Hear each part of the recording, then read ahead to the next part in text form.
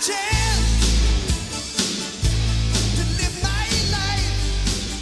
everyone, welcome back to another episode of The Other Side of Addiction.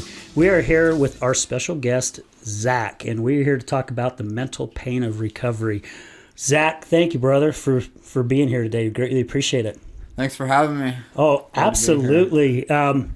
For those of you that don't know, Zach and I, we work together. We work together on a lot of projects, and we work for the same guy, which is really cool. It's very inspirational, I think, for all of us, because sometimes we don't do as much work, and we're talking a lot about spiritual stuff, and we really get into some heavy things to discuss, and then pretty soon we realize, oh crap, we better get to work again. So don't tell the boss. Yeah, well, I think he hears this anyway. I think Shane already knows. But he's a part of it usually. Yeah, he's a part of it. Yeah, usually once you get him going. I love it. And we are joined here today with the lovely Mel Hobbs. So Mel, thank you for being here. Appreciate it. Thanks for having me. Absolutely. Always a pleasure having you here. Oh, I love my Therapy Thursdays. I know, Therapy Thursdays. It's Always. Great, huh? It is. It's really great. I wish you could have been here this morning with Robin. I know. Oh, it was flipping awesome. I know, and meeting Laban, I was really hoping to meet him as well. Yeah. You'll have a chance. You'll have an opportunity. Now that him and Anna are moving here, they're going to be joining us on a hike Sunday. Oh, so nice. we're going to go hike Lake Blanche, and I believe they are going to be joining us. So, oh my gosh! All right, so Zach, gosh, you and I, we've only known each other. I think I've been working with you, I don't know what, maybe 5 months or 5 or 6 something months. like that. Yeah, and really blessed that Shane asked me to come on board, because everyone I work around is in recovery, really, and it's really cool because I hear you guys talk, you and Cap and Shane, about some of your journey, and it's real therapeutic for me because it really helps me understand a lot of things that I didn't understand. And that's why Mel brought up Therapy Thursdays, because this is really my therapy. This is a chance to sit down with who I believe, in my eyes, and I hope the audience agrees, are incredible people. Some of the most inspirational, lovable people that I've ever been around in my whole life. And if you look at my eyes, you can see it kind of tear up, because that's really how I believe. It's just to do this and have the honor to be in the room with people like yourself is, to me, it's just amazing. I get to learn a ton. So share a little bit more about yourself. You're originally from here, right? Yeah, born and bred Utah boy. Awesome. So I grew up in Sandy area, and I played sports when I was younger. I got to a point where I didn't play sports anymore because I'd rather go smoke pot, drink, use drugs, do those type of things. And that just became my life for a while. And growing up, as I was a kid, like, my parents had separated when I was younger, and my 2 younger brothers, their dad, he adopted me when I was 15. Mm-hmm. And just soon after that, him and my mom got divorced.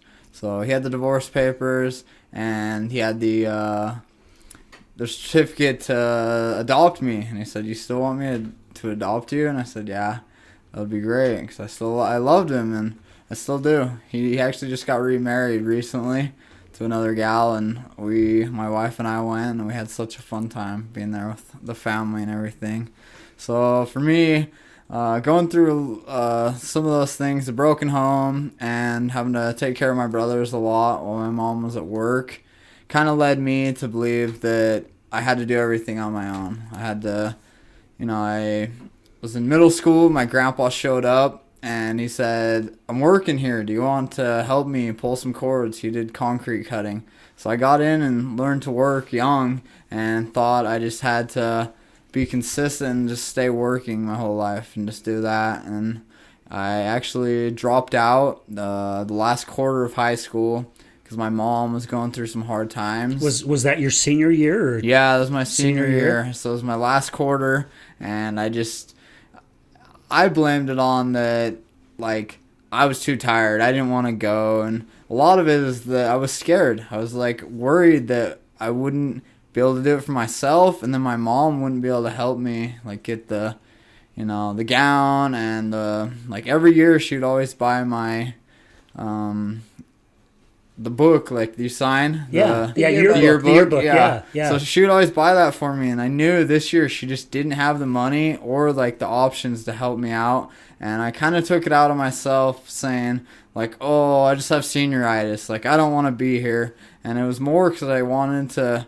not make her feel bad, and it was kind of sad for me because at a certain point she'd come down and wake me up, and I said, "Oh, I'm just too tired," and would not go. And after a few weeks of that, she came down and said, "Well, if you're not in school, then you have to go work and you can go move out. You can go move somewhere else." And that kind of led me to go move with my cousin, and it just continued that same cycle, smoking, drinking, just partying all the time. And I was pretty fortunate because I found a school just around here, around Sandy, that I was able to go back and get my Alta diploma. All I needed was like 1 credit. Which was pretty stupid, but I did the right thing by kind of showing up there and was able to get my Alta diploma because I went to Alta High School. So it was nice doing that. But then after that, I didn't know what to do. I didn't know where to go. I just kept doing little jobs, and every time I'd work a job, I got to the point where I thought, oh, I'm not learning anything. And I thought, like, why won't these people promote me? Obviously, I thought it was something they just didn't see, that I was a hard worker. Yeah. But it came from me just like not caring at a certain point. I just kind of gave up on trying to be better. And there would be times when I'd be drunk, hungover, or like smoking pot at work, and like I would get in trouble, and then I'd blame it on them. Like, it's all these guys' fault. They're the ones that deserve it. Like, I would always turn it around, and it was always somebody else's problem. Somebody else did something, and I wasn't gonna deal with it. So, and I think the majority of us do that. That's in what all I was honesty, just thinking. right? Yeah. Because I know a lot of our guests who've come in who've battled addiction. I mean, you don't ever want to take accountability for yourself, you know. But I also believe even us on the other side, we get the same way. I mean, it's taken me a long time, something that I'm still working on, to where I get really quiet when I get upset. And the reason why I've taken the anger management courses that I took back in my 20s, not get angry anymore, I really do my best to sit back and I get quiet to really do my best to figure things in my head.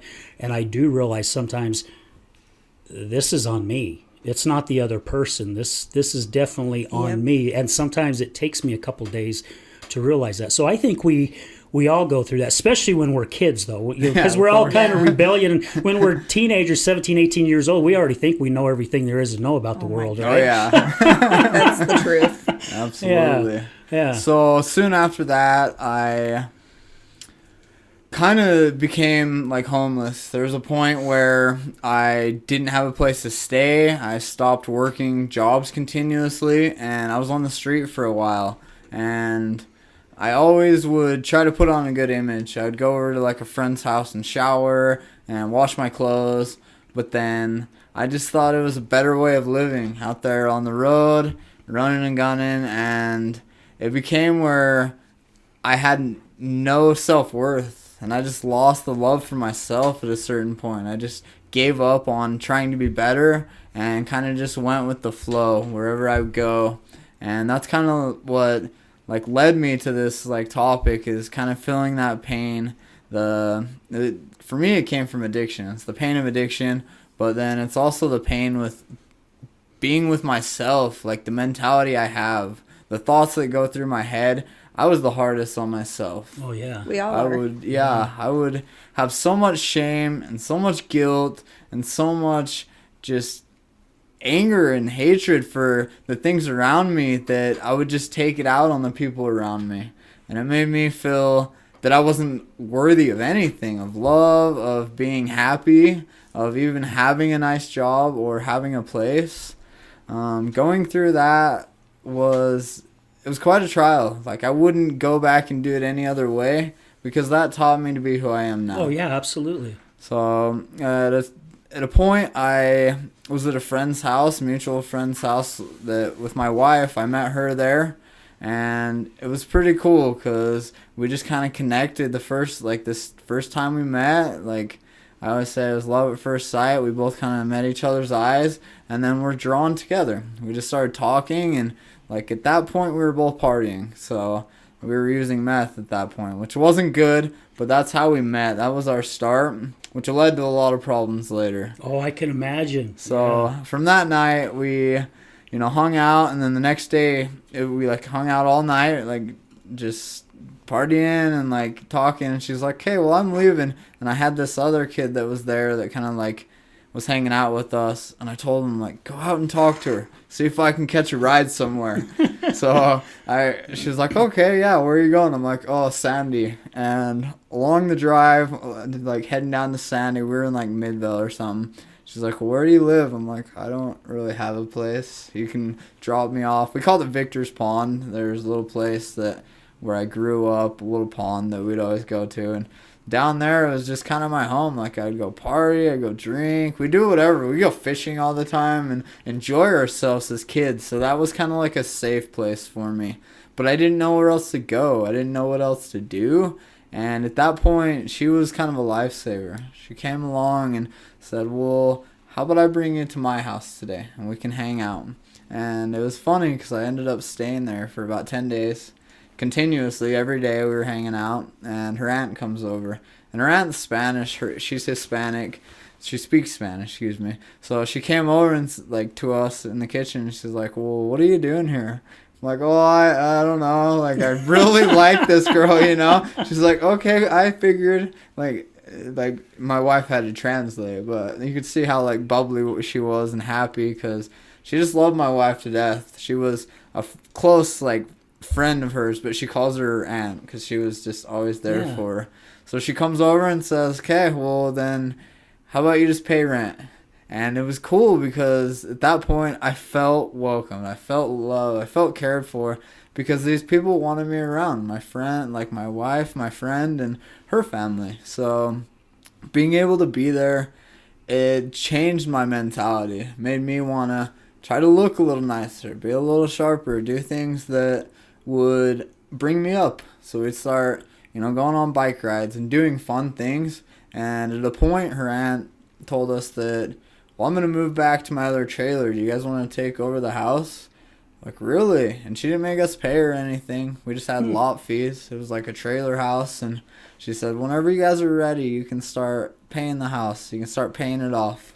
And that's something that, like, going through setting up a payment plan and paying it off to her, like, that's the pain of being a human. Like, going through times where you don't know if you can do it and just still showing up. Like, there was a time that once we got all those payments and we paid it off, I looked back and realized, like, together we can do hard things. Yep. You did it. Thank you. And that's just the start of it. That's kind of how, like, that's the overview, like the love part, the connection and everything. But going through that, me and my wife, we always still had little things that would bring us down. We would drink, we would smoke pot, we would try to work, we would try to keep continuous jobs, but there would be points, same thing. I always brought that mentality of like, these people aren't taking care of us, let's move on. And she kind of like led with me that way, and we went through a lot of different jobs, and it was just hard not having a consistent like place to go and what to do. So we were always falling from, the hurt of what people were putting us through, we thought, and then trying to like build back up. So it was always like burning the place down and then trying to build it back up continuously. That's a good way of putting it. I like that. Yeah. Yeah, it became a pretty good arson in my time, burning down my life and just building it back up out of nothing. Which, going through all this, about a year and like 2 months ago, me and my wife had lost a job. Like, we quit a job because we didn't think that we could do it anymore. We just kept putting so much energy into the job, and we felt like we were being taken advantage of. We were doing plumbing, and the guy was setting us out on our own jobs, and me and my wife were doing it together. We were plumbing doing all the rough work and then doing all the finish work. And it was a fun job, but at some point we realized we need to be registered or licensed and insured to do this job. He was just putting us on our own jobs, and that wasn't right. And that's, to me, when I got to that point, the pain became so strong that I would just give up instantly. I would just throw in the towel and say, I'm done. So we just one day decided, we're going to go drop the truck off. We're done with the job. And we find out that day, the gentleman I was working for, his mother-in-law had died. They both, her and her husband got in a crash on motorcycles. And at that point, it just derailed everything in our lives. We had went over and done work at this gal's house, and she was just one of the most amazing people. You would see her, and she would just have such a light on her face. And we would do simple jobs, but she just loved it. We painted her house. We did some shiplap on one of the walls. And finding that out, we both kind of just broke down, and the first thing we thought was to go use. And that didn't lead to anything good. After that, the person that referred me was my boss's brother-in-law. He was the one that referred me, and he called me and said, you know what, we're having to do the stuff for the funeral, all the stuff to get ready. If you can just come back this week and help us, we need you. And I wasn't able to do it. I made a decision in my mind and decided that's what I was doing, and I couldn't help somebody that really had been there for me most of my life, one of my best friends. And it made me feel so bad that I just started, same thing, taking it out on myself, shaming myself, and then within that little section of time, I just let all my character defects try to consume me. I just became so jealous, became so insecure with my wife. I became somebody that nobody wanted to be around. At a certain point, all my family thought, my wife called and told my dad, I don't think he's doing all right. And he said, Zach will never change. He's always going to be that way. He would always see me, trying to do well and then just fall off the wagon. And for me, it hurt me. It made me feel bad. It made me think that that's all I deserved, is just to be some lowlife, somebody on the streets. And that was always the thing is, if you don't want to be here, then go. You can go walk on the streets with a backpack. Go live that life. And it makes it worse when other people are telling you that, too. Well, it's that, if I could pause you for a minute, Zach, it's that hamster wheel in a way. Because I've mentioned that in a couple other shows, with my wife and I, she was battling the addiction, and she'd be sober for a little while, and then she'd jump right back on it, and I would jump right back on the wheel with her. I was chasing her just as well, and she would feel guilty because she hurt me, and she's like, I'm not going to drink again. Then she'd drink, and then she'd go, well, I hurt him. And then she'd go, well, I don't deserve a guy like him. Well, I'm worthless anyway. And then she'd start getting on that sorrow wagon, I guess, or wheel. The character defect wagon. The character defect wagon. That was nice. really good. Yeah. Nice. And and then she'd jump off, and I was the same way with my wife. Oh, wow. The exact same way. It's you don't want to, and I didn't tell her that she would never, or maybe I did. I don't know. I probably did, with as angry as I'd get. So I'm not going to say I didn't, because I probably did. But it's that, or not but, it's that roller coaster that you continuously see. And when you see the same patterns continuously, it's hard even for us on the other side to go, never going to change. You're going to continue to go down this same road. And what's sad is, as I'm saying this, I'm doing the exact same damn thing she's doing, just in a different way, but not realizing it. So, and I would hurt her. I'm sure the pain that you felt when you were told that, I'm sure it would just tear you up inside, right? It did. It tore me up, but then I would try to put on a tough shell, a hard exterior, and then I would give it back out to people. I would try to use that same force on other people and try to put my dominance, like I'm doing okay, and try to overshadow like the thoughts, like my mentality, the way I was being. It wasn't something that I knew how to change. And that was a problem because I didn't know where to go, what to do, how to be better. So after this little experience, me and my wife became where we started to fight. And she punched me and I punched her back. I don't like saying that because it was just what happened at that point. I hate to say that I punched my wife, but it was just one of those natural reactions. Like I punched in the face, and like before I knew it, I was punching her back. Yeah. And I went chasing her out in front of the house. A neighbor called the cops, and this is one of the best experiences of my entire life. I ended up in jail, and at that point, I had to take a real look at where I was and what I was doing. And in the past, both my brothers went to the Renaissance Ranch treatment center here in Bluffdale, Utah. And I talked to my mom. I told her I need to do something to change. I don't know what to do and I don't know where to go. She said, let me talk to some of the guys over at the ranch and see what we can do to help you. And within the first month I was in jail, they were able to give me a grant and get me set up to go to the ranch. So with that, it just set me on a path that I knew people cared about me and they worried about me. So I wanted to be better. And as I was in jail, we didn't have any classes. It was kind of part of the COVID time where we were in masks all the time. And they didn't have AA. They didn't have where you could go to church or anything. So it made it real hard. But we were able to get an NA book. And we started working the steps in there with just some of the guys in our pod, and some of the times like when we would get let out on rec, they would let us kind of be down where the tables were, and we had a group of people that got together and we would just share about ourselves, and it was super nice to see that even in that like down of a place, people still had the thought to try to be better. Like they were still working on themselves, even though they had done so much bad and so much harm to people in the past. There was still a thought that they could be better.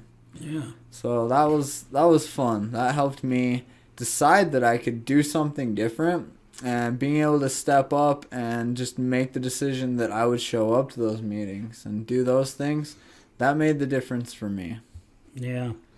And I like that you said that it's crazy how certain things are actually a blessing. Mm-hmm. Like you said, going to jail was a good thing for you. We've had other people on the show said, yeah, I just pretty much lost everything I owned and lived on the streets, and that was one of the best things that ever happened to me. Yeah. Some have said their spouse left or they lost their kids, and that was some of the best things. And I am definitely a true believer, and I think, Mel, you are too, that some of the worst times in our life actually are the biggest blessings. They teach us the most about us and how strong we can be. Yeah. Yeah, it's crazy because I've shared again on the show many times that my wife's addiction. I mean, I hit my knees asking God all the time, why the hell is this happening? Why am I going through this? Why are we going through this? And I asked that question a ton of times, and I kept going through it because I wasn't getting it. Once I got it, things started changing. Yeah. I started putting in the work to go a different direction. And I think that's where a lot of us may get lost is, I don't know if all of us, but there's quite a few that decide, I got to reach out to a higher power, and they expect that higher power, whether it's God or the universe or a mountain or a rock or a goldfish, whatever it is for you, they believe that all the work needs to be done by them, and they're just going to sit back and it's going to change. When really, if you don't start taking those first couple steps, you're still going to stay stuck in the same place that you were at. Of course. So, I feel like that's kind of how it started, is being able to go through those little steps and find a higher power, my connection to God. I believe in Jesus Christ, and that God is there for us. If we're able to kind of reach out to him, he'll be able to help extend his hand our way.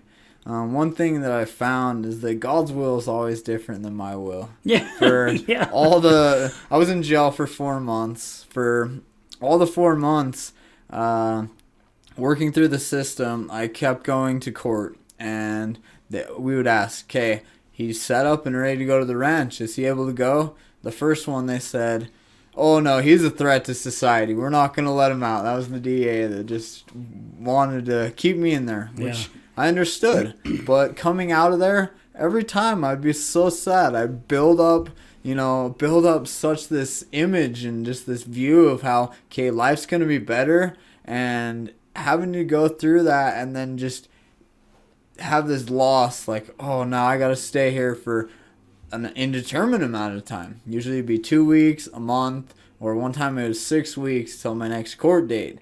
And every time I would just get so excited about it. Okay, this time it's going to go well. And obviously that's kind of God's will. Like, it wasn't his timing for me to be out any of those times. And when I'd go back to my cell, a lot of the people, they would come back and they just wouldn't show any emotion. They would just, it's okay, it's whatever. For me, I don't think I've cried as much in my life than I have in the last year. And going through those times, I just couldn't hold it back. I couldn't keep it to myself. There was people around. I had 12 people in my cell with me the whole time. There was 12 beds. And I would just go back and share. And some people would say, you can't cry here. Why are you going to cry? And I didn't care what those people said, because those were my emotions and I was feeling them. That was just the Good first. for you. That's what I'm thinking. Good for Yeah, you. good for Yeah, you. I think that that's was important. It was hard too to be able to just tell these people, like, I don't care what you think. Like, your way of deciding how somebody in jail has to be, that's not my way. It's gotten them to where they were. Yeah, Yeah. gotten them that Good far. point. Yeah. I feel like just being able to find people that kind of understood me and were going through similar things, I was able to share those things, and I always came back feeling better after. I always had just a mentality change, and I didn't feel that pain. I didn't feel that anguish that was just stuck. And as the day would go along, if I didn't keep kind of a close eye on my spiritual aspects that I was working on, reading, in there we would work out a lot. So being able to just keep active and keep my mind off of just the wandering thoughts. And by the time it would be a long day and I was getting ready to go to bed, like, my thoughts would start to wander, and I would just get so sad. I would just get so depressed and would cry before I'd go to bed and didn't know what else to do. But as I would sleep and wake up the next day, I just kept deciding that I can be better and I can find something to do that's going to keep me away from that. So long story short, I made it out of jail finally, got out of there. And after a few times of the judge and everybody trying to fight me and trying to keep me in, the people in the program helped work it out. And one of the directors from over there picked me up from jail, and one of my stipulations to go to the ranch is that I had to have an ankle monitor on. So the gentleman met me there, and a lady from, like, AMP probation, the place where you get ankle monitors, met us there also. So since the first day I got out of jail, I had an ankle monitor on, and I was in treatment.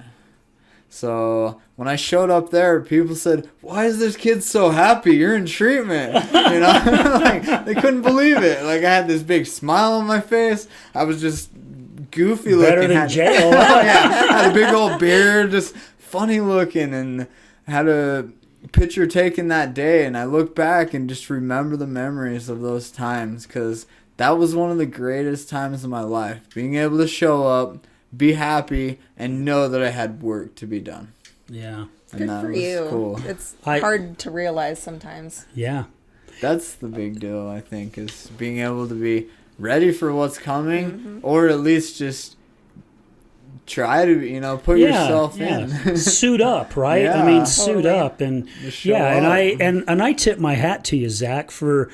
I mean, really, like you said, how are you supposed to act when you go to jail? I mean, are you supposed to be like this tough guy? And I think that is one of the problems with society right now is people are afraid to show their emotions. Men in And particular. Men in particular. And I Men believe... have to be tough. They can't cry. Yeah, well, it's because I was brought up that same way. Boys don't you cry. frickin' cry, because I got told I'll give you a reason to cry. Me too. Well, wait a minute, you don't want me to cry, but you're going to give me a reason to? I'm Give gonna me cry a even word. more. I mean, Yeah. this doesn't make sense to me. You know, Yeah. don't cry, but if you do, I'll give you a reason. Yeah. Okay. And I think society has shunned away that we have to pretend to be somebody that we're not.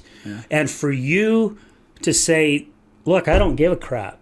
This is what's happening to me, and I'm letting my emotions out, and I don't give a crap what you guys think of it. Again, I tip my hat off to you, because to me, that takes a lot of guts, especially in a place like that. Yeah, absolutely. Because, again, it's okay for us to show emotions, right? Of course. Definitely. It's okay for us to shut ourselves off and figure things out. And like you said, Mel, it's really bad for guys, because I went to a men's group about a year and a half ago, and a buddy of mine that I met was holding this men's group, and it would be, sometimes there was only a handful of us, other times there was over a dozen and a half, you know, and we would sit down and we would pick a topic. It's almost kind of like an AA meeting in a way. Yeah. You know, you read from the big book and you have a paragraph, or, you know, and you pick something out of it and people get up and share. Yeah, and it was share the that. same way.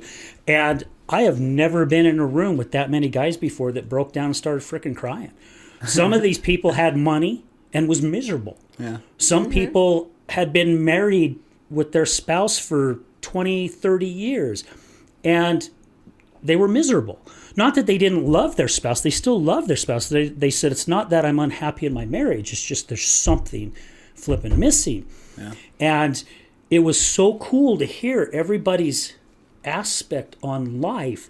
And, you know, it was kind of like, what happens in Vegas stays in Vegas. And, you know, whenever somebody shared it, these things, we didn't go out and start telling other people, oh, I was at this men's group and this one guy You're said not gonna this. believe it. You know, and we trusted one another. It's kind of like Yeah. that brotherhood of a bunch of guys. And I mean, if you saw the group of guys that was in there, you'd just be going, damn, all these guys look like the manly men type guy, you know, that I'll kick your ass and things like that. But it wasn't that way. And it was so cool to see guys be vulnerable. I think it's an important part of our human emotions is to cry and actually release. I think there's something really cleansing That's about why that. we do it. That's the reason why our bodies And are when meant to do guys that. don't cry, they get shut down, and then they create fears and Yeah. the things. character defects. Yeah. The wagon. I like that. I like that a lot. That's All pretty- right. that should be put on a t-shirt. We can talk Totally. a little more about character defects. Yeah. So- well, before we do, let's take a quick commercial break and come back, and we'll talk into that, Yeah. the character defects, and then I'd also really like to get in of how hard it is to even go through the recovery, because I think the stigma out there for especially us on the other side, as we tell people that we love all the time, just stop. Why can't Yeah. you just stop? Because I can have a drink, or I can smoke a joint, or maybe I can do a line of cocaine and I'm okay. I don't have to do it again for umpteen months or whatever.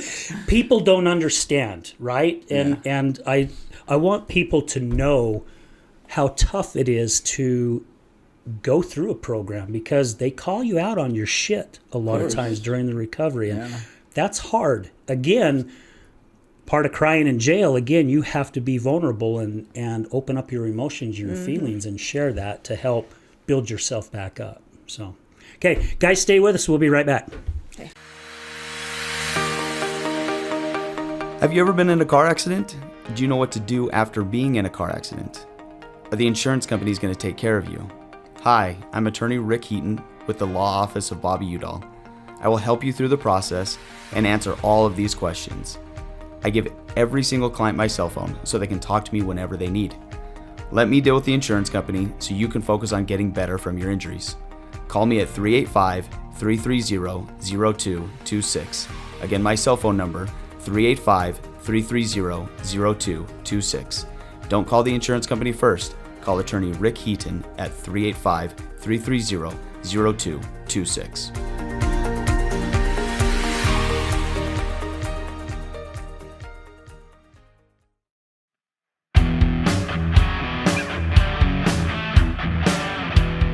Hello, my friends. This is Brad Neufeld, and I want to thank you for tuning in to the Resilience Talk Network.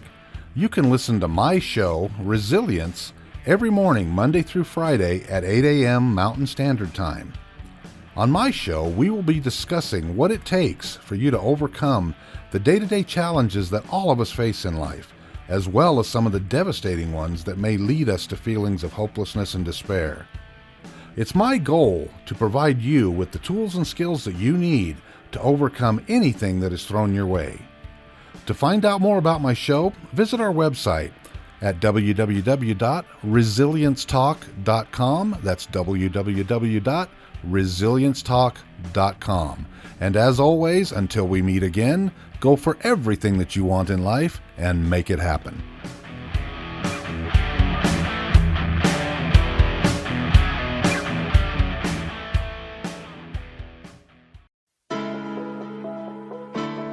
Good morning, this is Leticia with Computer Hospital. We are your computer repair experts for both PC and Mac. We are your community resource for all of your computer repair needs. What makes us different is that we want to fix your computer. We also do free diagnostics. We charge a flat rate labor, which means that you won't pay by the hour. All of our computer repair is done in-house with a fast turnaround time, and same-day service is also available. Feel free to stop by anytime without an appointment. We're located in Sandy at 8721 South State Street. Again, that's 8721 South State Street. Or call us at 801-987-3993. Again, that's 801-987-3993. This is Leticia with Computer Hospital, and we look forward to seeing you soon.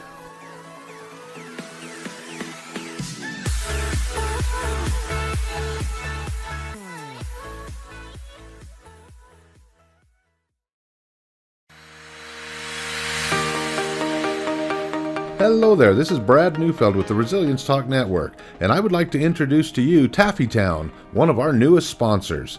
Let me introduce you to Derek. Hi, I'm Derek from Taffytown. We're proud sponsors of the Other Side of Addiction podcast. Taffytown is a family-owned and operated business still operating in the Salt Lake City area for over 100 years. We manufacture some of America's best saltwater taffy. What makes Taffytown stand out from all of the others?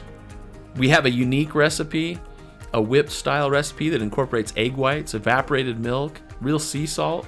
It's a unique product that is flavorful, melts in your mouth, and the best part is we probably have a flavor for anyone's liking, a flavor for any reason, for any season. We have unique flavors like chicken and waffles, maple bacon, frosted cupcake. New this year was a pineapple ghost pepper flavor. That's awesome. Where can people find out more about Taffytown and all of its products? You can check all of this stuff out. All of our products are available for sale on taffytown.com. We ship for free from our website, so all of our pricing on there is shipping included. Oftentimes we offer special promotions and discounts to our loyal customers, so do be sure to sign up for an account. And we look forward to seeing what we can do to make you smile with our taffy. Where are you located? We are currently located at 9813 South Prosperity Road in West Jordan, Utah, just at the foothills of the Copper Canyon Mine. Derek, taffy has always been a great gift to give. What are some of the creative ways Taffytown can help say thank you to others? Yeah, if you're looking for gift ideas, whether to say thank you to friends or family, or maybe to your clients after such a difficult or successful year that you've had, you could look no further than to get a gift idea from taffytown.com. We offer pre-packaged gift boxes that say that it's saltwater taffy from the city of the Great Salt Lake, and it tells a little bit about the history of our community and making candy for so long. You can also do customized gifts to pick out just the right flavors or colors of candy for that special someone and deliver even a personalized message in that box to them. So please feel free to check out taffytown.com for any gift ideas this season. Thank you so much, Derek. Please visit taffytown.com, that's taffytown.com, to find out more about the products and services that Taffytown offers. You won't be disappointed.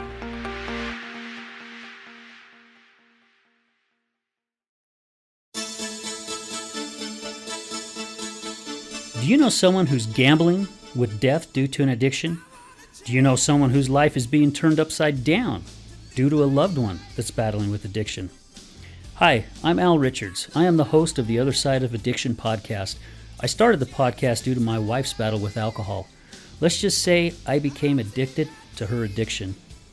Our podcast is helping people understand a little more about those who have battled addiction and those who are hurting from their addiction. Through raw vulnerability, we share stories that help uncover the root causes of addiction. Shame felt on both sides, matter of the conscious and subconscious mind, continued beliefs, and often confusing paths of recovery. We collaborate with real people and their stories, as well as licensed professionals, to help our audience gain a better understanding of addiction. You can find us on Resilience Talk Network. You can also find us on Facebook at Mr. Al Richards. That's Facebook at Mr. Al Richards. You can also find us on YouTube. Just look up the Other Side of Addiction podcast.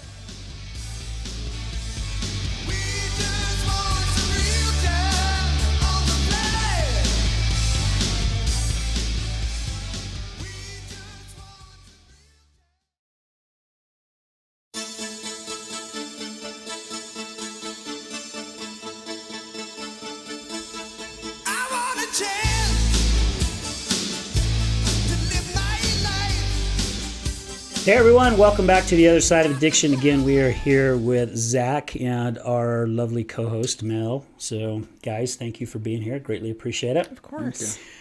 Zach, first half of the show was flipping awesome, and I think I say that all the time because they really are, I know. right? All of them, every single one of them. All of them are really, really good. Before we went on the commercial break, we were talking about the character defect, and I know a lot of the guests that have come on the show have struggled with that. Yeah. And again, in all honesty, I think we all struggle with character defect. We've all got some things to work on. And I've said it many times, and Mel, you've heard me say it, that there is no finish line when it comes to working on ourselves. I mean, we may have a certain goal, but once we reach that goal, that doesn't mean that there's You're more done. to Yeah. go. Yeah, because, I mean, if you look at a professional athlete, those that want to be the best, they don't ever stop.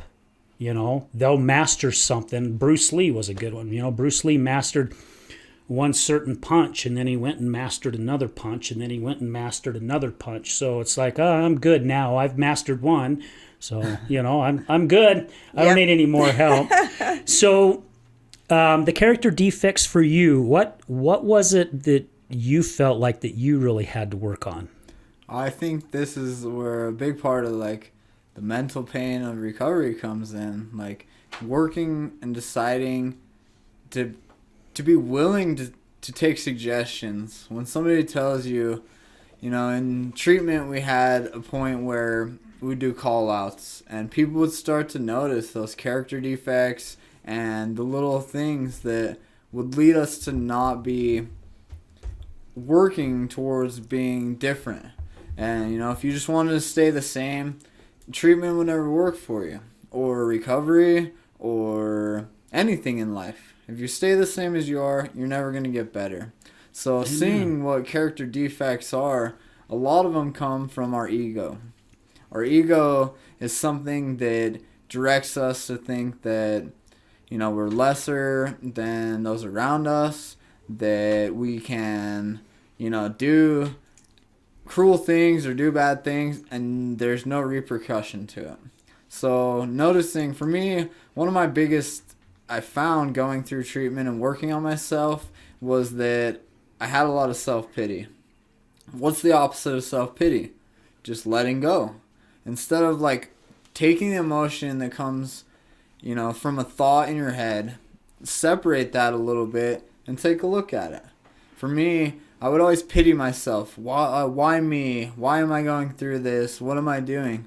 And a lot of that time, I had to turn my will over to God.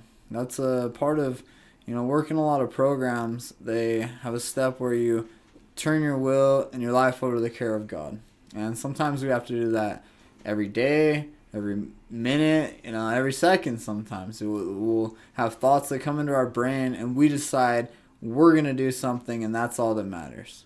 And especially like when you feel that you're not good enough, which is something that from the trauma of my past that I've gone through, I feel like, oh, I don't deserve to be better. So I deserve to be in this like pit, like this down feeling. I deserve to be depressed. I deserve to be anxious.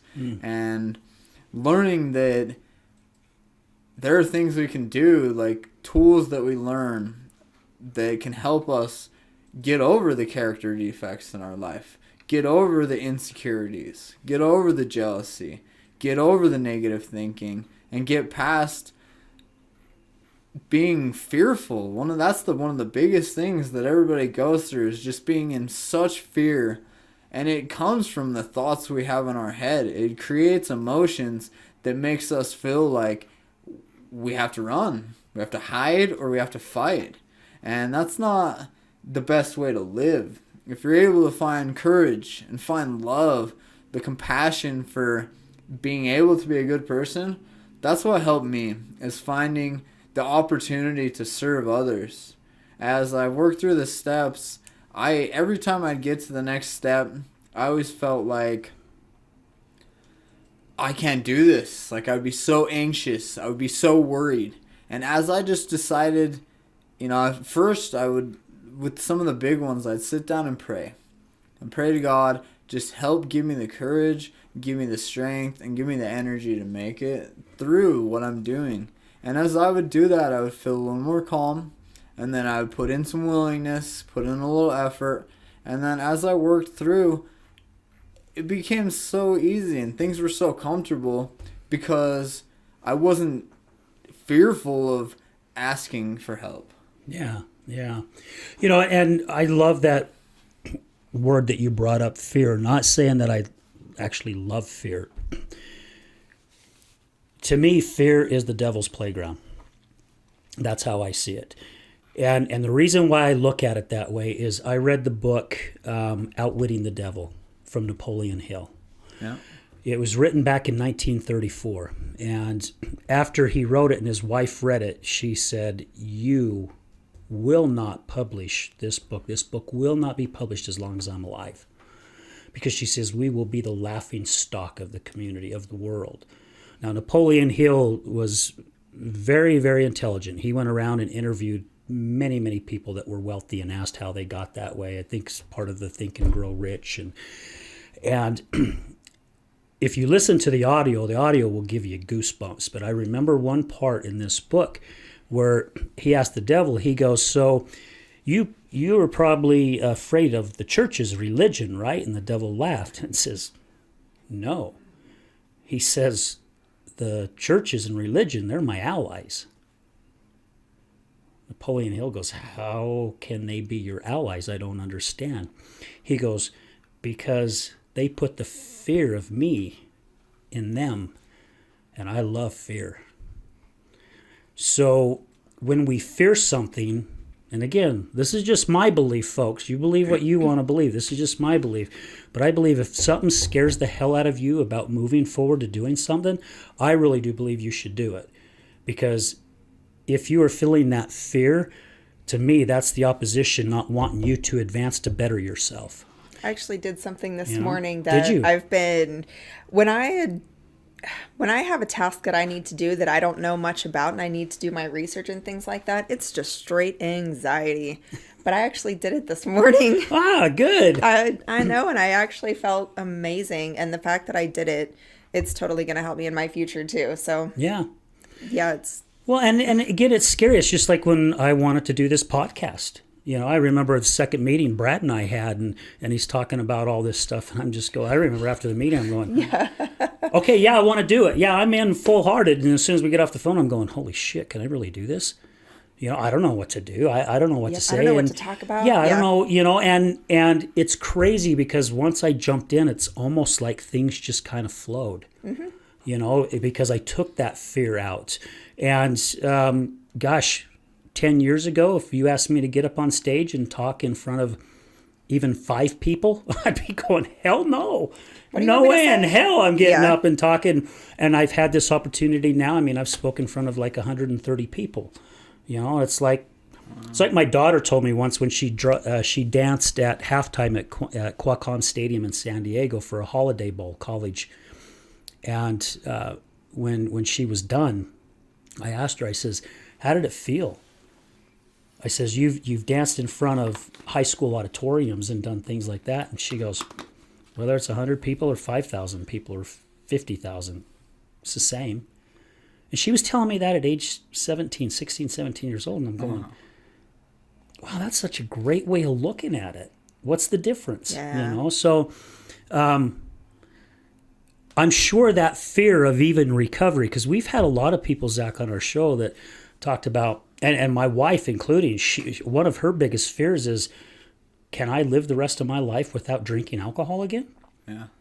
And she put it to me in the depths of her addiction. She goes, what if I told you could never have ice cream again? How would you feel? Yeah. And I'm going, well, ice cream's a little different. Yeah. It's not ruining our marriage. But in the same way, she had a really good point, right? It was a really good point. So I feel like that comes from trying to think, like when we start future tripping, thinking about how the future is going to be. Future tripping, I like that one it too. becomes, there'll be a lot of terms that can come up that come from treatment and recovery that a lot of people don't use, and they're pretty basic. That's the funny thing about going through this stuff, is it becomes so scary, and you become like fearful that you can do these things. But sometimes when you hear somebody say some of these terms, you just try using it yourself, see how it works. And some days, like, I never got it, like, to hear the phrase, to drink is to die. I heard people say that, and I would say, these people are crazy. They don't know what they're talking about. And as I say it, and I've said it more, it's become a part of me. To drink is to die, because if I go back out, then I can die spiritual death, I can die physical death, but at some point, like, that's going to be an effect on me, and I don't want that. So the terms we use are to try to figure out a better way instead of just living in the dark, living in the shadows. Like, we're trying to put light on these images and these topics so people know. If you would have asked me a year ago if I could have been sober for over a year, I have 14 months and about 8 days today sober. And if you would have asked me if I could have done that, I would have said no way. And there were times when topics like that would come up. Can I be in recovery my whole life?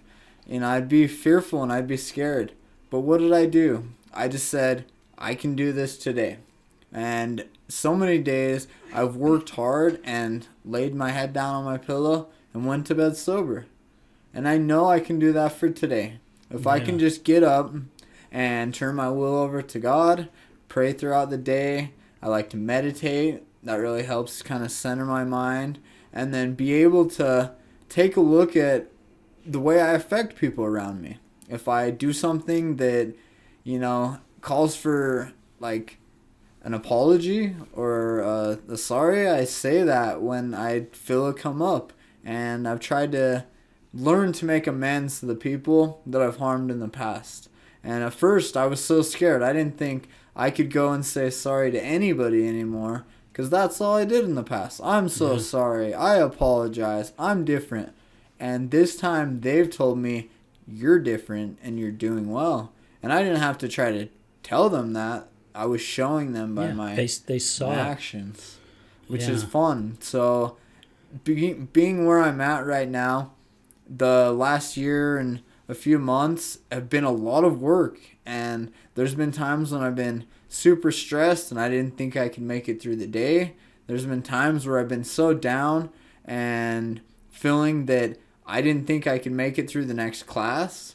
And there were times that I didn't think I could, once I got out of treatment, work and be able to do my dailies, do the things that I would do, that pray, meditate, take an inventory. I didn't think I could do those. And as I would go through the days, I just found this energy by, like, asking God, please help me make it through this day. Give me the energy to do what I can. And I've seen so many miracles happen in my life just over little things and big things. Like my relationship with my wife has been able to mend over this time. It took almost 10 months for us. We had a no contact order since we fought, and I was in jail prior to that, so I had got a felony. And going through all this, I just kept blaming myself, thinking, why did I do that? I wish I could have done different.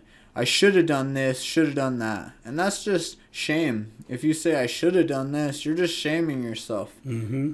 You shouldn't shit on yourself. Yeah. No. Don't shit on yourself. Good call. I don't know if I should say that. It might sound bad. Yeah. Shouldn't you shit on yourself? Yeah. Okay, I did it. Yeah. That's the thing, is you never know until you try it, right? Right. But take it with the good things. You never know until you try to wake up and have a better attitude. Until you decide that you're going to do something different than you've done in the past and be able to find a way to be better. For me, that was the biggest thing, was finding service and finding opportunities to go out of my way to help people. Yeah. I recently was reading just the other day that your body is naturally drawn to doing the easy thing. And that, in your case, could have been back in the day, using or drinking or however.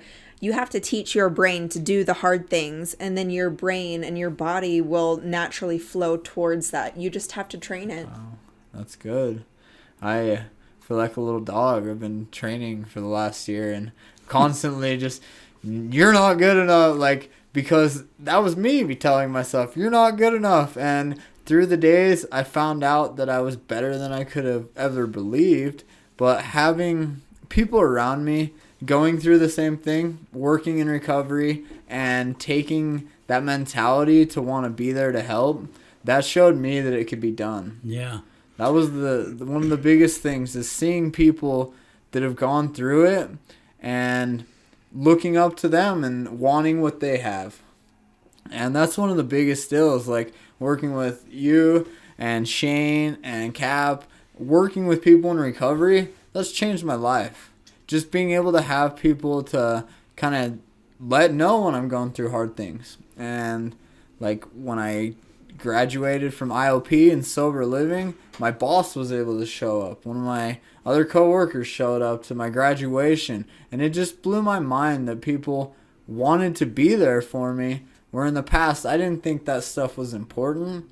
But being able just to show up, suit up, and do what we have to for that day, we can stay sober and we can do it, but it takes, having intention. Oh my gosh, intention. I love that. And It takes mental toughness. Intention to do it, and it just takes a little bit of courage to get past that fear, to not let that fear, not let the pain and the anguish take over. Yeah. And it's crazy how bad we beat ourselves up as we grow up into adulthood, right? Somebody was talking to me once, and they made a comment. It's like, when we were little babies and we were learning how to walk, I mean, we fell, we hit our heads, we hurt ourselves, we did all kinds of stuff. And they're like, if we gave up after the first time, no one on earth would be walking. Mm-hmm. But as little babies, we're still going to get up, and we'll try it again, and we'll fall, and maybe we hit our heads and we won't try it for a couple days, but we get back up. But for some reason, as we get to be into adulthood, and also it does hurt us when other people, that word, you can't do this, or you're never going to change, how we let that affect us so bad. I mean, because when we're little babies, our parents are, when they're teaching us how to walk, or frickin' potty training us, we were talking about that over at the job we were on. Remember, Chris mentioned it. It's the only time that you'll hear an adult go, "Oh, I'm so glad you went poo-poo in the toilet." It's that excitement, right? Yeah. But we don't give that excitement to anyone else that's working on bettering themselves, right? We're too busy wanting to put them down. Yeah. And again, I think it goes back to the ego, which you brought up, Zach, is we're wanting to make ourselves feel better and superior over the next person by telling them they can't do this. Yeah. And I've been told that about the podcast. You know, we're looking at wanting to do different things with this podcast, and I've had other people go, "I've been doing a podcast for 15 years, and that ain't going to happen." Oh, really?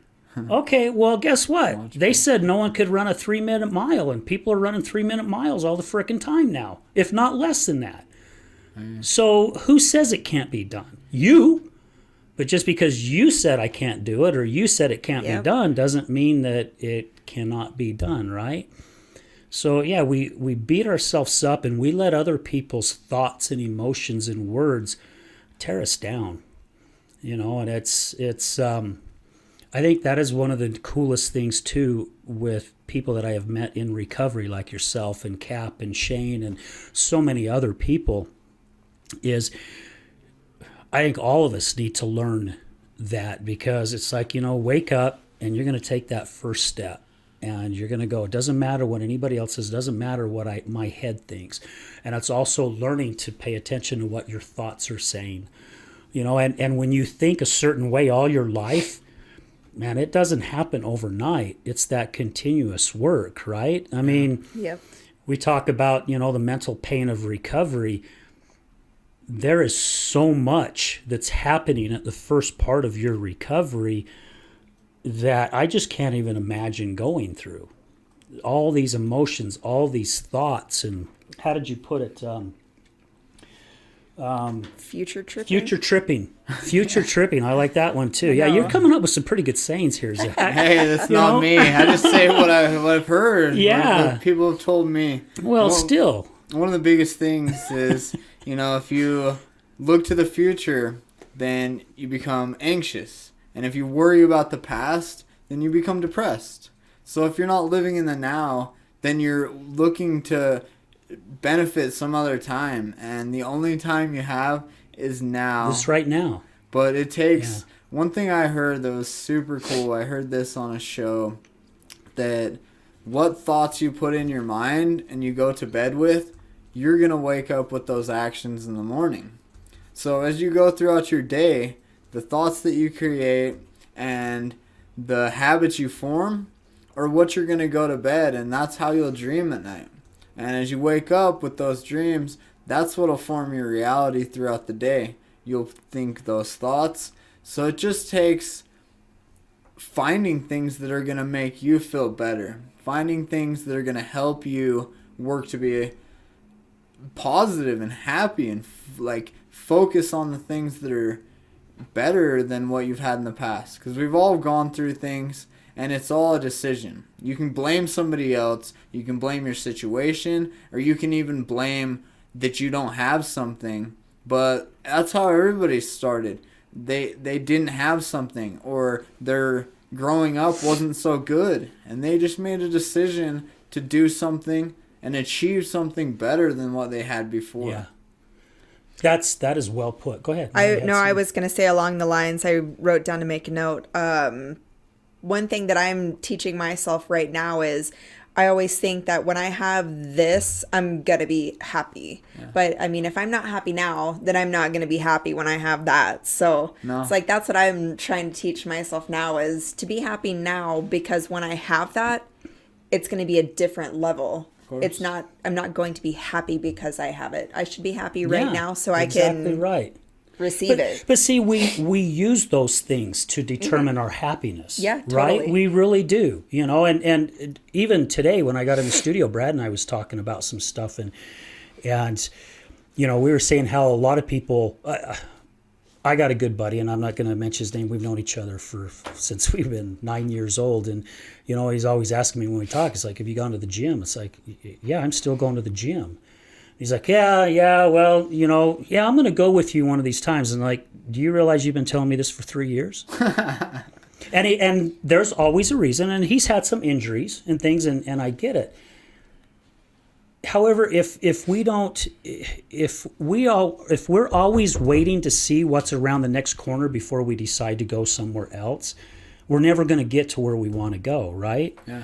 And I mean, it's even like that, I'm sure, with recovery. You know, when we decide if we're going to go in, and we're going to go in full force, and we're going to do everything we can, you'll probably end up succeeding. And there's going to be some bumps in there, and there's going to be some bruises, and there's going to be some challenges.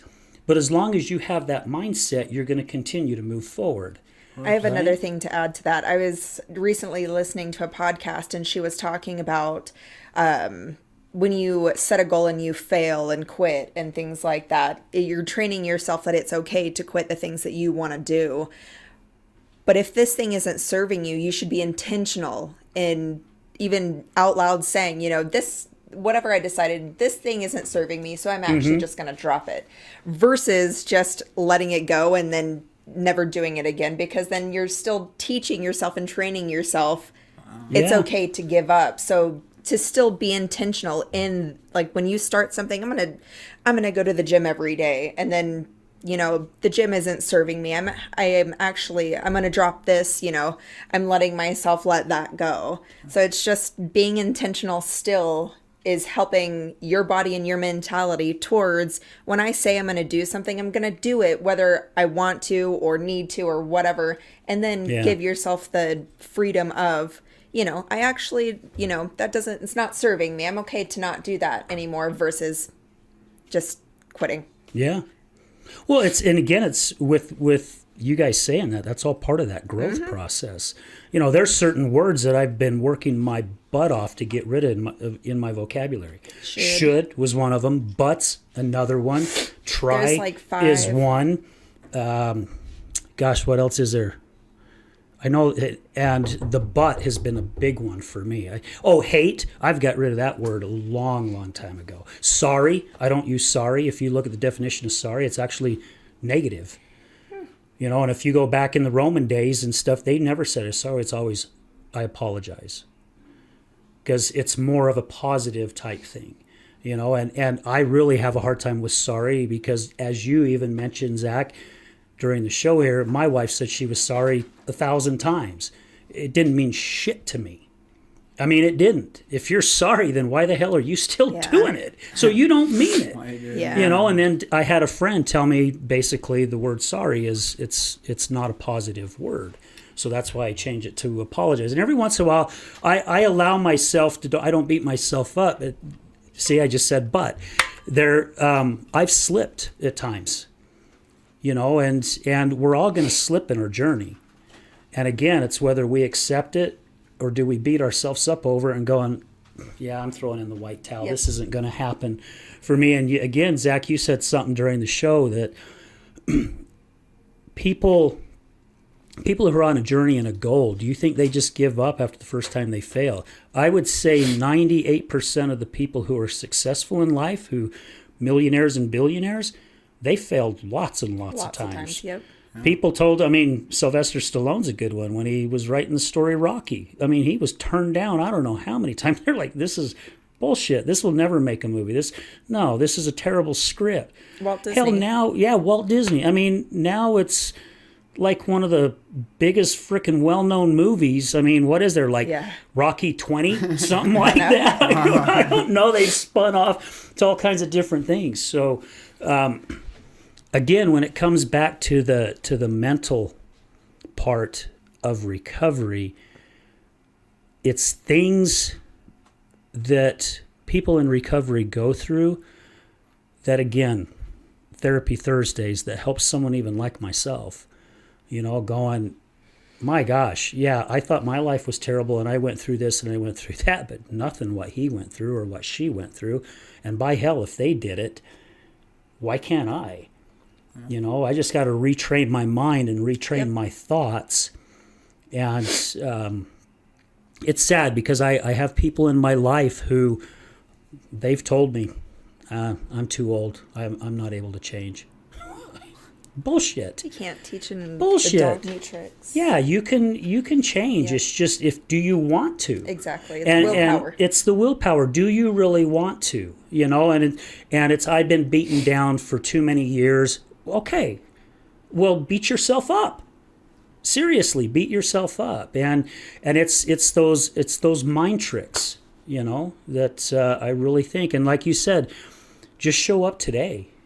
Right? Just all I got to do is just show up today, and I'll get through, and I'm going to see the blessings that are all around me, because I tell you what, people, if you really open your eyes and you close your mind off to all the mental garbage that goes through your head on a daily basis, all of us go through it. You'll start seeing a lot of different things that you're going to go, oh my gosh. I mean, I'm grateful, you know, I'm a big God believer, and I've given my life over to God. Going, man, I've tried running my life for almost 60 years. Well, I was about 58, I'm 59 now, and it's like, take over. Because what I've done isn't working. It's taken me this long to figure it out. Yeah. And I cannot believe how much better life is. And I'm doing my best to look at the blessings every single day that, You almost you know, feel lighter. oh, You're not carrying so much weight on you lighter. anymore. Yeah, I think I feel like I've got 1,000 balloons connected to me. You know, my steps are a lot lighter, and I mean, I know it's crazy. The first time someone told me this, I told them they were effing nuts. But you know, we all go out there to make a living, and we make money just to turn around and give that money to someone else. And you know, when I'm writing out a bill or paying a bill or putting gas in the vehicle, I'm like, yeah, somebody's making a ton of money off me. But then I got to go, wait a minute, I got to be grateful I actually have this to do this. You know, I actually have money so I can have a phone. Yep. I have some money so I can put some gas in my vehicle. And I need to thank, it's not coming from the person that's paying me. I heard Shane say it on their show earlier today when they were recording. It all come from God. He's the one that's blessing me with it. Yeah. You know, because none of it would be happening if it wasn't for him. All the people that have come into my life in the last, especially, oh my gosh, the last couple years, oh my hell, I would have never ever thought my life would be surrounded by so many incredible people, you know, especially once I decided to open my mind and say, this is the direction I want to go. God just started, here's one, oh, here, Yep. we'll put another one right there. And it's just like constant, Yep. you know, it's incredible. And I left early yesterday, as you know, because I had a meeting, and it's a turf management meeting. If you don't know what a turf management meeting is, that means that we were on a golf course having a meeting. It's one of my Nice. favorite Those are the best. meetings. I kind of figured that's best. what it was. Turf management meetings, guys, they kick ass. And it was just me and a buddy that I knew that used to work for Valpak, and we were talking about life and some different things, and they had a twosome join us. And after about the fourth or fifth hole, I'm like, so what do you guys do for a living? Well, one of them is a mental health therapist, and guess what? He's in recovery. The other guy goes, yeah, I'm actually in recovery right now, and I'm actually going to school right now to get my master's. And of course, that struck up a conversation with me real quick, and we get talking, and it's just so cool. I mean, by the end, we only played the 9 holes, and it was just so cool. And even the guy said he drove up, and he's like, hey, do you got a card? And I'm like, yeah. And he goes, because we invite people to come out and speak all the time. Would you want to come out and speak? And I says, oh, hell yeah, I'd come out and speak and share my story. And he goes, what are the coincidences of us playing all, you know, we kind of all hooked up playing? I says, there is no coincidences. Yeah. This happened for a reason. Yep. Happened for a reason. Because we were supposed to go to Topgolf. And Okay. that broke down, something with the corporate card or something, I don't know. So we ended up going and playing golf instead. And yeah, who would have thought that I would have hooked up with these two guys? And Wow, that's cool. yeah. I was going through all this and being in treatment and, you know, trying to work on myself. I always had this fear that you couldn't do anything fun sober. You couldn't, you know, I thought that have too. a good life. Yeah. I went I was so camping worried. twice just recently, sober for the first time ever, and yeah, it was my first time. I was just like, dang, like I'm not even thinking of. Well, Yeah. not while I was doing it. It was after I had gotten Yeah. home. I was like, dang, like I don't even think about it. That's cool. Yeah, it's that's the nice thing about it is there are times that you can go and enjoy yourself and you don't have to have all these substances and all these things to bring you down. There Yeah. was like I was saying, my dad got married and I was at the wedding and it was about 3 hours in and I said, man, I was proud of myself because at that point I knew, like in the past, if it was my old self, I totally would have been reprimanded by that point. Would have been, you know, in trouble. I would have been too drunk. And I just looked around and I told my wife, like, we were eating, and I said, I'm going to go grab some more food. She said, can you do that?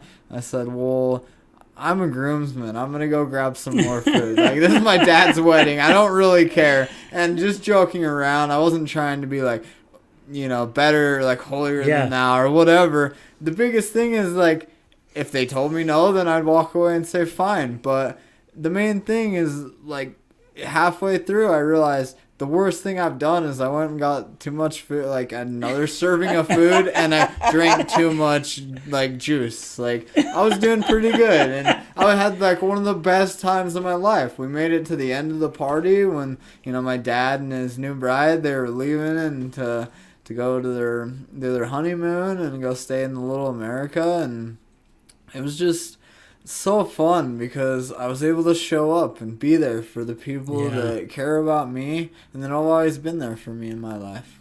That's so cool. Now it can just be more consistent. Yeah, you actually get to show up and do those things that you wouldn't have done in the past. And you don't have to be worried and scared to show up.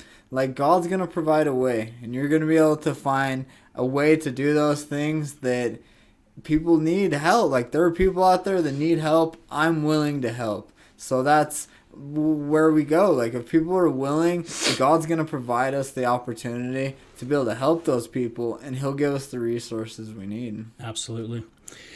So, Zach, for those that are listening, what is something that you can share with our listeners that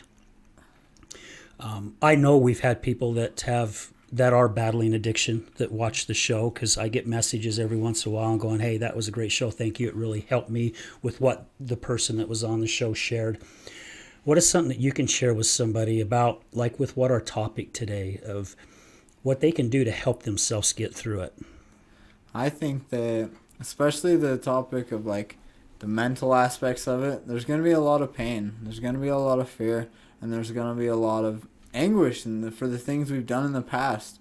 But being able to take it day by day and being able to take it just a moment at a time, deciding how you're going to be, you can do better. Like, it's going to be hard. Recovery is not easy, and being able to be a better person, it's not what everybody does, especially, you know, people are normal. Like, I've never been a normal person. I've never looked at myself and said, oh, I'm normal. Like, no, I was always irregular. I was really different than everybody else, because I had passion in life, and I felt things stronger than most people would. And that's, once you give up substances and you give up the things that are blocking out those emotions, you start to feel things, and you start to go through emotions, and you start to go through feelings, and that's what we get to do when we're sober. Is we get to go through those feelings, and we get to see those emotions come up, but it's being able to stop and take a look at it and decide you're going to react a little bit different than you did before. Nice. I love it. That's really good. Yeah. Mel, is there something you'd like to share? Well, I had some thoughts while he was talking, but they're gone at this point because I was listening. So no, keep going. No, don't apologize. That was great. Yeah, because I get that all the time too, especially during the shows. Constantly, something comes up and I'm like, oh my gosh, I got a great thing, and then I'm listening to what they're saying, and then that one's gone and something else pops up. Yeah, it's like today, even with Robin's show, it was like I bet you about a half a dozen things came up, and I'm like, oh, I got to touch on this, and then would get going somewhere else, and I'm like, yeah, that one's totally gone. What I was going to say is, you know, doing this hard thing today, it doesn't mean you're not going to have more hard things in the future to do. You just got to get through today is all. One of the things I also read recently is negative thoughts usually come late in the evening. So if there are things that you do throughout the day, like meditate or pray, you know, focus on doing that at night when those hard times can come. So that's what I've been doing, is trying to do more at night versus, it's like I have the thoughts in the morning, but by the end of the day, I'm so drained. So it's like I'm trying to be intentional in having an intentional night, not just an intentional morning. Right. So, yeah. And know that not every day is perfect, and not every day is going to be easy. And that's okay. That's okay, yeah. That's exactly, like, you can do it, and just keep coming back. Totally. So every day is not no unicorns and rainbows, or rainbows and unicorns, however they put it. Yeah. Not at all. Except for Saturday and Sunday. No, I'm just kidding. Saturday and Sunday. Yeah. Well, that's how like some people dwell on Mondays. You know, Mondays are bad because they dwell on it all freaking weekend. It's like, another that's my Monday. son. He You know, by it's Saturday like, it's night just he's another already day. dreading it. Yeah. I'm like, you still have Sunday. He's like, but then that's the next day. I know. But yeah. Well, Zach, thank you so much again for taking time out of your day to come here Thanks for having me. and It's share your been story. fun. Absolutely. Yeah, it's I enjoy working with you every day. I know you and I get into some deep conversation, and we share our stories a little bit on some things. And so, yeah, thank you for being there for me at the times you've been there for me. And just appreciate you being around you. And I'm glad Shane, said, hey, I've got some work if you want to come and help out, because Sure. I've really enjoyed getting to know you, and I got to meet your wife at the summit. And thank you for coming out and supporting us. Yeah, I know you and your wife drove all the way down and come down and support us. Same with Cap and his girlfriend Liz. So thank you so much. And Mel, thank you for taking time out of your afternoon. Of course. Yeah, Thanks, to be Appreciate here. it. Of course. Yeah. Guys, oh my gosh, another great show. And before we sign off, as always, I just got to say thank you to all our listeners. Thank you to all our sponsors. We have a plethora of sponsors. None of this, again, would be possible if it wasn't for you guys, all our listeners, supporters, Resilience Talk Network. I mean, again, yeah, things have changed. I said it in the show earlier. If you look at our first show compared to now, actually someone I ran into at the gym says, yeah, I was checking out your shows, a couple of your shows. And they're like, man, that's a big difference from shows 1 and 2, even further into that, to what we're doing right now. And it's because of you guys. And of course, God is blessing us as well. I mean, he's put the right people in our lives. It's believing in what we're doing here. And we're very grateful for that and very appreciative. So, guys, just like Zach said, just show up for today, man. Be happy with what today is giving you, because you may not see tomorrow. Only God knows what's going to happen. So if you're worrying about tomorrow, just shut it off. Just enjoy with what's around you today. Enjoy your family, enjoy your friends. And remember, addiction is giving up everything for one thing, and recovery is giving up one thing for everything. We're out.